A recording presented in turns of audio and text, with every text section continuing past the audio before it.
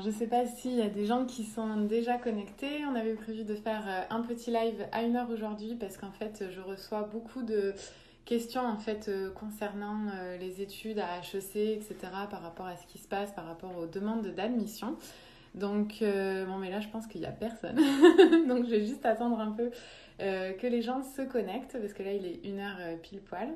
Je disais hier ou avant-hier, enfin il y a quelques jours, je perds la notion du temps, mais il y a quelques jours en fait, je disais dans mes stories sur Instagram que je recevais beaucoup de messages individuels concernant des questions par rapport à HEC, l'admission, etc. Posez-les-moi, je vais essayer d'y répondre du mieux que je peux. Moi, je suis juste étudiante à HEC Montréal, hein, je travaille pas là-bas. Donc, j'ai pas toutes les infos non plus, mais si je peux vous aider à répondre à quelques questions. Une question, tu peux trouver du travail au Québec facilement après y avoir fait tes études? Alors, avant la crise, on va dire, oui. C'était une période de plein d'emplois au Québec. Il y avait vraiment plus en fait de personnes qui proposaient un travail, donc plus d'employeurs que de personnes en fait qui cherchent un travail. Donc, ouais, on était en situation de plein d'emplois. Là maintenant, avec la crise qu'on vit, ben, c'est sûr qu'il y a plusieurs personnes qui sont mises au chômage ou qui sont licenciées. Donc c'est un petit peu plus compliqué, mais logiquement, avec les études que tu fais au Québec, tu peux trouver quand même un bon travail, que ce soit à l'université ou des études plus professionnelles. Donc logiquement, ouais, tu devrais pouvoir trouver quelque chose. Et puis, il y en a qui m'avaient posé aussi la question de comment on appelle ça, tu sais, pas la reconnaissance de l'école, mais tu sais, genre la valeur de l'école à l'échelle internationale. Et en fait, oui, c'est une école qui est très très bien reconnue. Et puis là, j'ai ouvert mon ordinateur à côté avant le live et je regardais en fait sur le site de l'école et il y a énormément, si vous voulez aller voir, enfin, sur la page d'accueil, vous pouvez voir, il y a le classement en fait. À chaque année, il y a des classements universitaires qui se font, que ce soit au Québec ou à l'international. Et là, il y a eu les dernières nominations. Donc, en 2018, c'est la première école de gestion reconnue internationalement au Québec, la 3e au Canada et la 57e au monde. Donc, c'est quand même assez incroyable. Et puis, il y a des programmes comme le MBA, par exemple, qui ont certaines accréditations. Ils ont 3 accréditations en particulier. Donc, en fait, tout ce qui est au niveau de l'école par rapport à son rayonnement international, je vous invite vraiment à aller voir sur le site parce que c'est là où il y a vraiment toutes les informations qui sont mises à jour régulièrement. Il y a d'autres questions qui rentrent. Bienvenue à tout le monde, tous ceux qui se joignent à nous. Ça fait plaisir de vous voir. Ça faisait hyper longtemps qu'on n'avait pas fait de petits lives comme ça. Pour la carte opus, je peux l'acheter à mon université directement. Alors, ben ça dépend. À HEC, non. À HEC, tu peux pas. À l'UDM, oui, tu peux.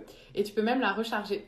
Sinon, ben, tu vas directement dans un des centres de la STM. Ah ouais, mais c'est vrai qu'en tant qu'étudiant, ouais, c'est vrai qu'en tant qu'étudiant, tu fais faire ta carte à l'université. Ça, il faudrait que tu ailles voir, en fait, voir si ton université fait partie des écoles où la STM se déplace pour faire les cartes de la STM. Mais là, cette année, en fait, il y avait eu un nouveau truc. Moi, j'ai pu faire ma carte d'opus sur le site de l'école directement. C'est un nouveau truc, comme ça, tu n'as plus besoin de te déplacer. Mais ce n'est pas toutes les écoles encore qui offrent ça.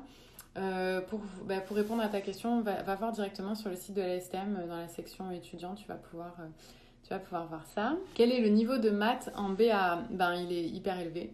D'ailleurs, toutes les demandes d'admission, enfin, tous les critères d'admission pour arriver au BA, il faut que tu aies une excellente moyenne en maths, peu importe ton pays. Les maths, c'est hyper important.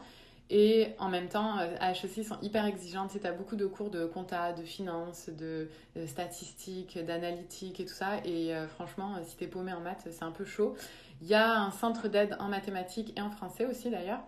Mais ouais, vaut mieux que tu aies un bon niveau. Et généralement, quand tu es français, attends, c'est ça que j'ai vu tout à l'heure. Ben, j'en parle en fait dans ma vidéo sur l'admission.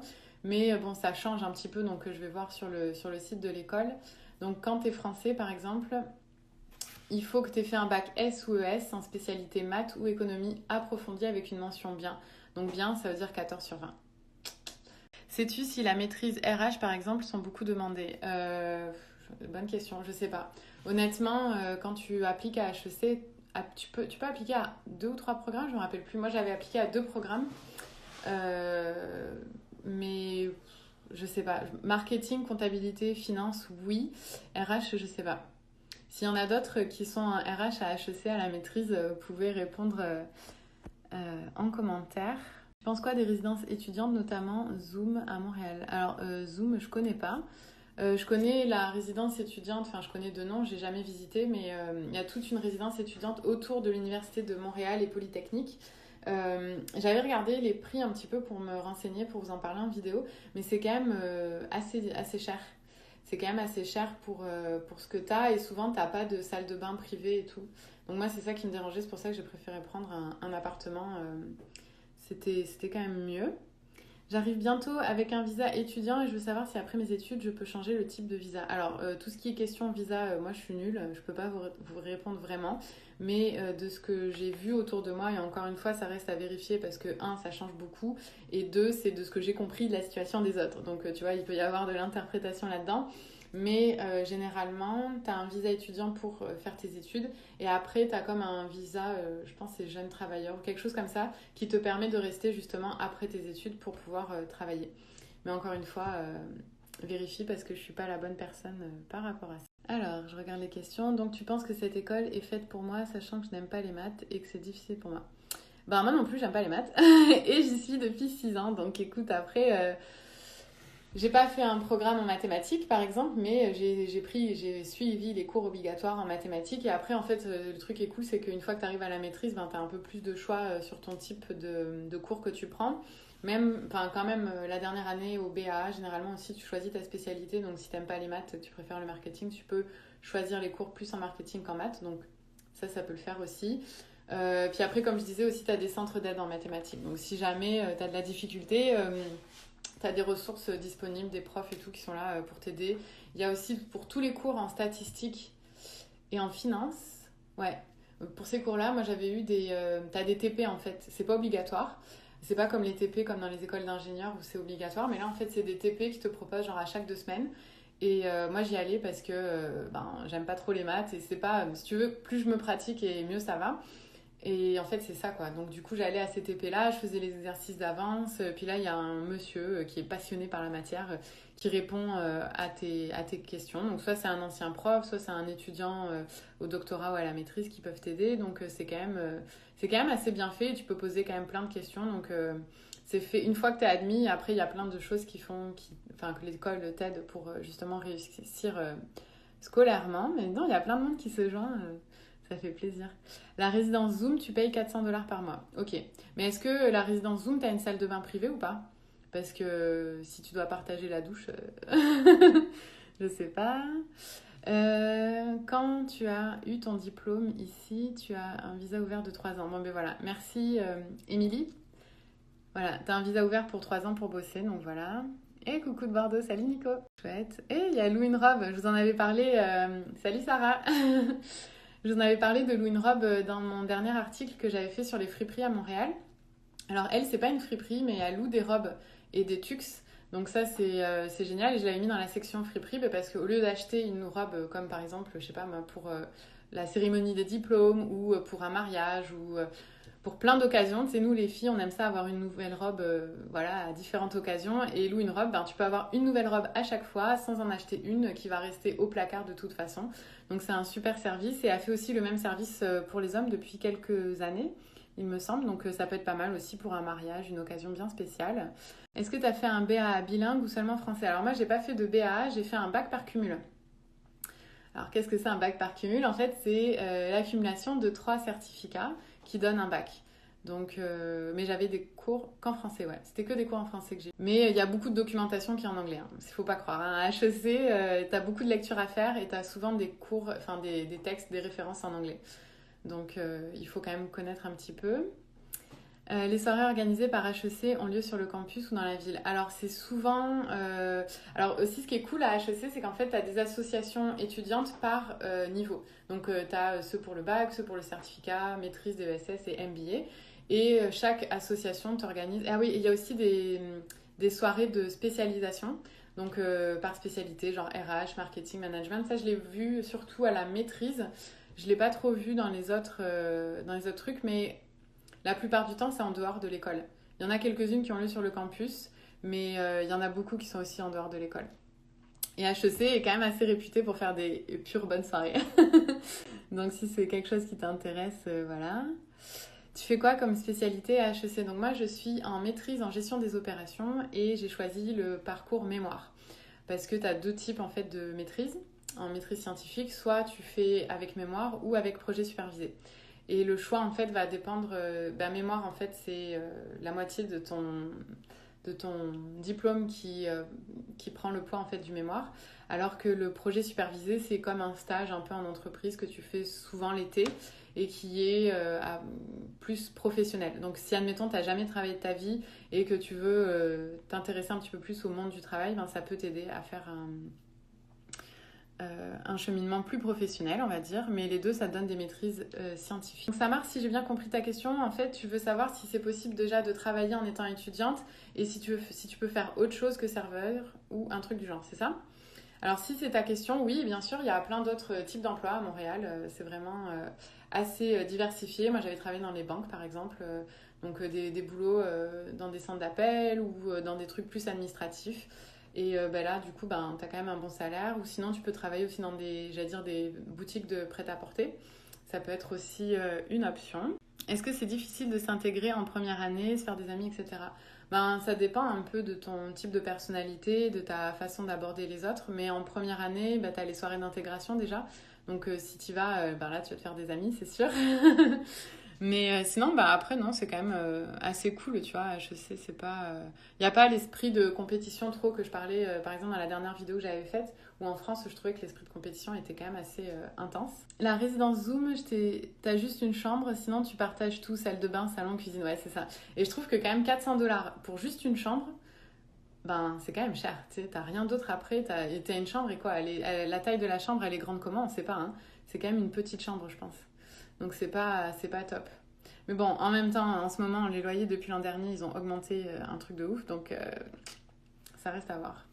Tu préfères la France ou le Canada concernant les études? Eh bien ça, j'en ai déjà répondu en fait dans la dernière vidéo que j'ai faite sur ma chaîne YouTube, où justement en fait je compare les études en France et au Canada. Parce que j'ai fait les deux en fait, vraiment les deux systèmes. Donc j'ai comparé en fait point par point, tu sais, les grands points, genre au niveau du budget, la relation avec les profs, les débouchés, tout ça. Donc si tu veux aller voir, tu peux. Alors, est-ce que les banques exigent l'anglais? Ouais, en fait ici c'est une province bilingue.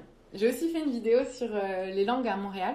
Donc c'est l'anglais et le français qui est hyper important ici. C'est sûr que le Québec c'est plus francophone qu'anglophone, mais au niveau des banques, surtout si c'est une banque internationale, internationale on s'entend là, sur l'ensemble du Canada.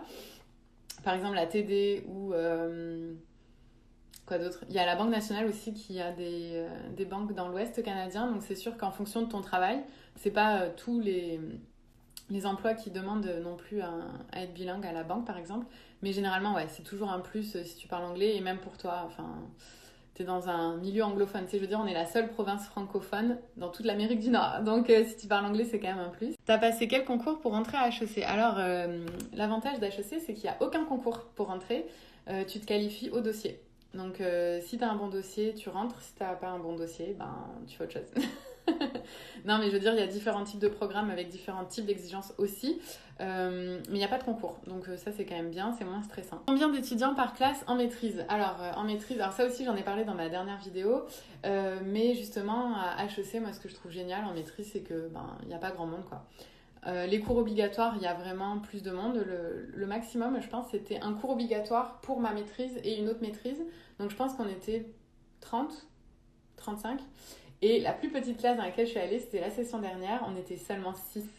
Alors, c'est cool, hein. Mais par contre, il faut absolument que tu fasses toutes tes lectures, tous tes requis, parce que sinon le prof, il voit direct que t'as pas travaillé. Donc, mais du coup, c'est vachement bien, quoi. Juste 6 par classe. Tu peux t'impliquer aussi dans une association étudiante. Et ça, c'est vrai, c'est un bon moyen pour apprendre à connaître d'autres personnes et aussi pour des bourses. L'implication étudiante est hyper importante pour les bourses. Mais pour les visites de lieux, tu veux dire visiter l'université?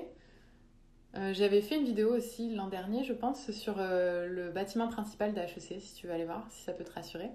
Sinon, visiter Montréal. J'ai fait aussi des vidéos, des vlogs sur Montréal, si tu veux aller voir. Sinon, tu verras ça au fur et à mesure, quoi. Pas de pression, quoi. Honnêtement, tu vas trop t'éclater à Montréal, c'est une ville étudiante, il y a plein de jeunes. Surtout si t'es à HEC, franchement, c'est un complexe étudiant. T'as HEC Montréal, Polytechnique, l'UDM. Donc t'es au milieu d'étudiants, donc logiquement tu devrais pouvoir te faire des amis rapidement. C'est sûr que ça fait un peu peur au début, puis ça va te sortir de ta zone de confort, mais ça va être chouette à la fin. Alors, Joanne, c'est pas déprimant les longues périodes d'hiver là-bas? Ben ouais. Franchement, si tu restes à la maison tout l'hiver, ouais, c'est clair. Si tu fais des activités sportives, genre ski, raquettes, randonnée, tout ça, c'est cool. Mais t'inquiète que si t'es étudiant à HEC Montréal, t'auras pas le temps. Donc, tu vas étudier toute ta session et de toute façon, voilà quoi.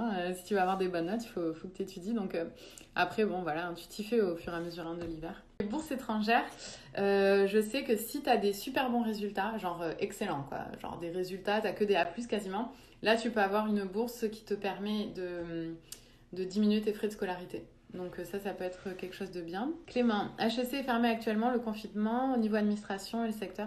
Alors, l'université est complètement fermée, donc tu peux pas avoir accès ni au bâtiment ni à la bibliothèque, tout est complètement fermé. Par contre, tous les cours se donnent en ligne, à distance. HEC est équipé depuis longtemps de plusieurs systèmes en fait, de cours en ligne. J'en avais déjà pris des cours moitié en ligne, moitié à l'école. Donc ils ont, niveau informatique, ils sont super bien équipés, donc pour ça, il n'y a pas de souci. J'ai vu aussi que pour les examens, ça allait se faire en ligne. Donc ça, je trouve ça un petit peu difficile, mais bon, ça va se faire en ligne, donc à distance. Par contre, tous les employés de l'université travaillent depuis chez eux. Donc si tu as des questions au niveau de l'admission, l'administration, de tout ce que tu veux, t'envoies un mail sur le site où est-ce qu'ils indiquent en fait, tu vois. Et ils travaillent tous. Est-ce que je suis sponsorisée par HEC? Ben non, j'aime tellement mon école que je vous en parle. Et puis je sais qu'il y en a plein d'entre vous qui ont posé leur candidature et qui ont eu des réponses positives. Et j'avais reçu en fait plein de messages de votre part. Et je sais en plus, vu ce qui se passe en ce moment, qu'il y a plusieurs questions. Donc je voulais prendre du temps pour vous répondre par rapport à ça.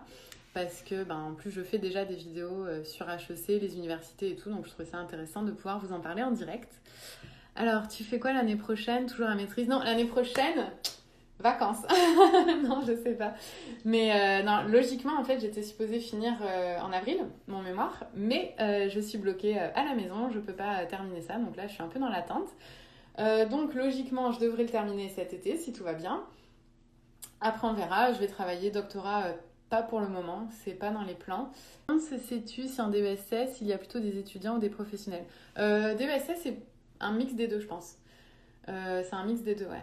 Il y a des étudiants qui ont fait un bac, qui ont travaillé, puis là qui décident de faire un DESS pour booster leur truc, ou alors c'est des étudiants qui veulent faire un diplôme de second cycle sans faire la maîtrise, parce que le DESS c'est 10 cours, je pense. Donc c'est un petit peu moins lourd qu'une maîtrise. Alors, on a des nouvelles de la résidence Zoom. Elles sont très petites, mais l'avantage c'est que c'est très proche de l'IDM et de HEC. Bienvenue, je suis là. Yes. Ah, c'est James ton prénom? Ok, pardon. Ouais, mais c'est ok, cool. Bah, c'est vrai que là, au moins, t'es au cœur du campus. Et du coup, tu vas aussi au Sepsum, parce que le Sepsum, il est juste à côté. Dis-moi si tu vas au Sepsum, James. Franchement, t'es super, tes vidéos sont très utiles. Merci, c'est gentil. J'arrive à trouver du temps libre malgré la charge de travail. Conseilles-tu de choisir 2 cours? Ah ouais, alors au niveau, c'est vrai, de la charge, ça aussi j'en avais parlé dans la dernière vidéo que j'ai faite sur YouTube. La charge de travail, parce que c'est vrai qu'en France, on a beaucoup plus de cours par session qu'ici. Ici, je disais dans la vidéo que 5 cours, c'est énorme. Donc là, tu vois, tu dis de prendre 2 cours. Si tu prends 2 cours, moi j'ai déjà pris jusqu'à 4 cours. Et 4 cours, j'ai plus de vie là. Mais 2 cours et tu travailles en même temps, c'est faisable. C'est très très faisable. Quelle est la moyenne par matière? Qu'est-ce que tu veux dire? Ah, pour passer le cours? Pour passer le cours, il faut avoir 60%. Donc c'est plus que 10 sur 20 là. Il faut que tu aies 60% pour pouvoir passer le cours. Il y a des cheveux, parce que je vois je vois le message de Carole qui dit tes cheveux sont incroyables, bravo, merci Carole. Donc il y a des cours où ils sont tellement difficiles, comme tout ce qui est cours justement plus mathématiques ou statistiques. Des fois pour passer le cours c'est 55%, mais généralement tous les cours à HEC c'est 60% pour passer le cours. Et puis, si vous n'avez pas vu, j'ai fait une petite vidéo aussi à IGTV sur les cheveux. Je rebondis sur le commentaire de Carole où je vous donne en fait tous mes conseils beauté au naturel.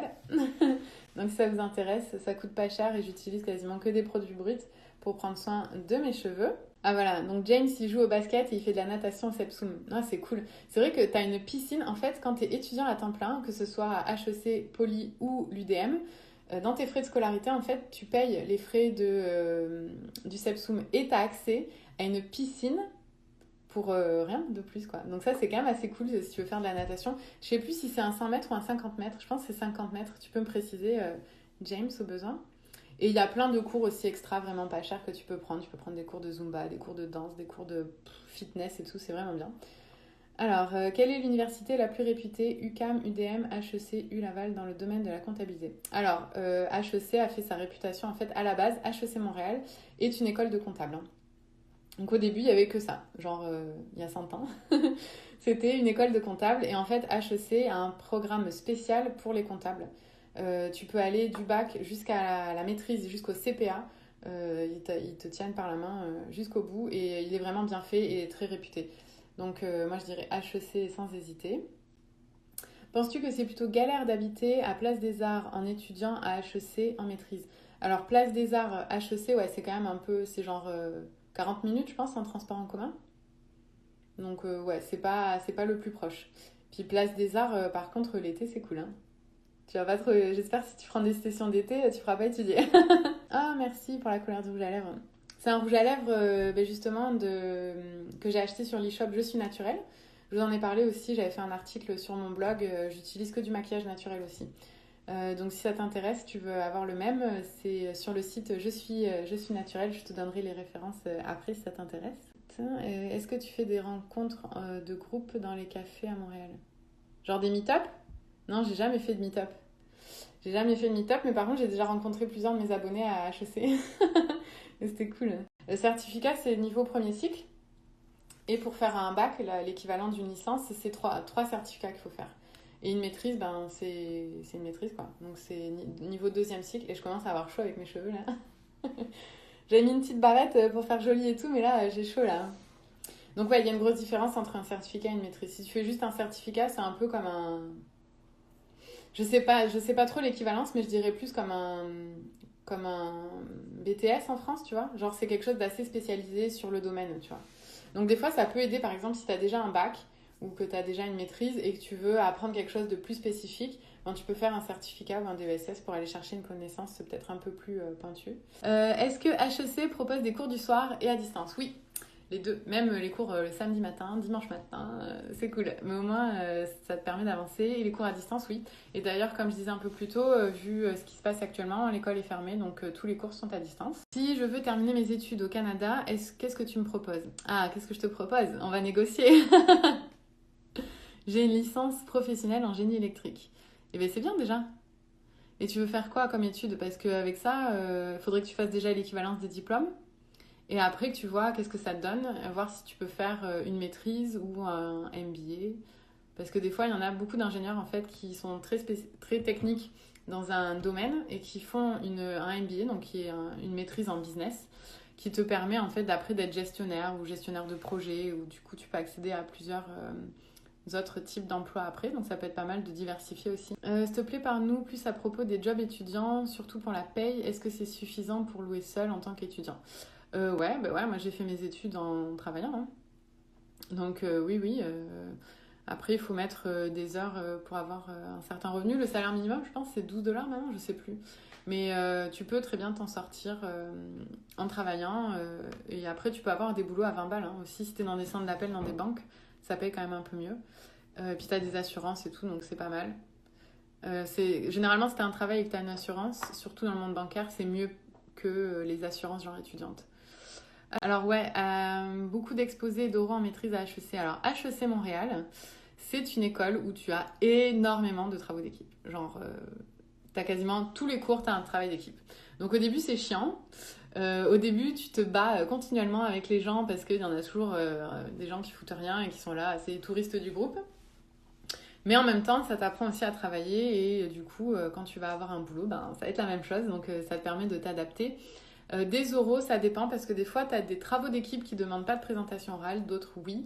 À la maîtrise, je pense que j'en ai fait deux ou trois. Donc ça va. Alors pour faire une demande d'admission, c'est pas très très long, je pense. Remplir le formulaire, gros maximum 1 heure. J'avais fait une vidéo complète aussi à HEC. Enfin, pour HEC, si tu veux appliquer au BA, donc tu peux regarder. Et après, combien de temps ça prend, je sais pas. Allez, je prends quelques dernières questions et puis après, on va y aller. J'ai chaud là. T'as HEC puis toutes les écoles d'ingénieurs. Donc les écoles d'ingénieurs, t'as Polytechnique, ETS et Concordia en anglais. As-tu l'opportunité de partir? Alors moi, j'ai pas eu l'opportunité de partir une session à l'étranger. Mais si tu fais le bac, ou si, admettons, j'aurais voulu faire dans mon mémoire, en fait, j'aurais pu choisir un terrain à l'étranger, par exemple, et aller dans un pays qui m'intéressait pour faire la maîtrise. J'ai pas eu l'occasion, mais oui, si c'est quelque chose qui t'intéresse, tu peux le faire. Et au BA, il y en a beaucoup, beaucoup qui le font. Et c'est chouette. Franchement, si tu as l'occasion de le faire, fais-le. N'hésite pas à nous faire des lives, c'est vraiment intéressant, ainsi que tes vidéos sur YouTube. Bon courage et bonne continuation. Merci beaucoup, c'est très gentil. Je suis contente de pouvoir vous parler. En plus, il y a eu plein de questions aujourd'hui, puis vous avez été quand même assez nombreux. Je ne m'attendais pas à ce qu'il y ait autant de monde parce qu'en ce moment, je vois qu'il y a énormément de lives sur Insta. Donc, je suis contente que vous soyez là avec moi, que vous ayez passé un petit moment avec moi. Bon, mais merci beaucoup. Je vois que ça vous a fait plaisir de faire ce petit live avec moi. Alors, si vous avez d'autres questions, n'hésitez pas. Si je vois qu'il y a d'autres questions, comme ça, on préfère des lives par thématique. Donc là, c'était les études. Peut-être qu'après, ça pourrait être le financement ou autre chose. Ou la vie à Montréal, ou trouver un boulot, ou ce que vous voulez. Donc voilà, je vous fais des gros bisous et puis merci beaucoup d'être là encore avec moi.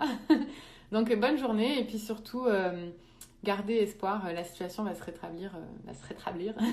La situation va se rétablir. Putain, j'arrive pas à le dire. En tout cas, ça va aller.